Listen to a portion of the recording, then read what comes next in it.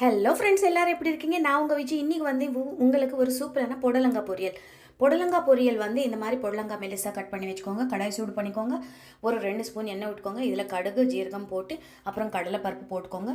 2 காஞ்ச மிளகாய் கருவேப்பிலை போட்டுக்கோங்க. பெருங்காயத்தூள் போட்டுக்கோங்க. எல்லாம் வதங்கினதுக்கப்புறம் இதில் நம்ம மெலிசாக கட் பண்ணி வச்சுருக்க புடலங்காய் போட்டுருங்க. போட்டுட்டு உப்பு மஞ்சத்தூள் போட்டு மூடி போட்டு ஒரு 5 நிமிஷம் அப்படியே நல்லா இது வந்து நல்லா ஃப்ரை ஆகணும். உப்பு மஞ்சத்தூள் போட்டதுனால ரொம்ப சீக்கிரமே வெந்துடும். இது ஒரு வாட்டி மிக்ஸ் பண்ணிவிட்டு இதுக்கு க்ளோஸ் பண்ணிவிட்டு ஒரு 5 நிமிஷம் அப்படியே விட்டுருங்க.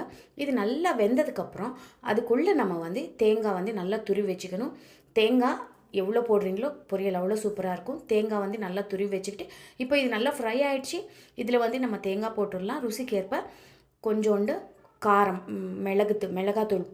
மிளகாத்தூள் போட்டுக்கோங்க. போட்டதுக்கப்புறம் நல்லா மிக்ஸ் பண்ணிட்டிங்கன்னா சூப்பரான புடலங்காய் பொரியல் ரெடி ஆகிடும். இது கண்டிப்பாக ட்ரை பண்ணி பாருங்கள். ரொம்ப ரொம்ப ஈஸியான ரெசிபி, ஆனால் ரொம்ப டேஸ்டியாக இருக்கும். கண்டிப்பாக ட்ரை பண்ணுங்கள். சப்ஸ்கிரைப் பண்ண மறக்காதீங்க.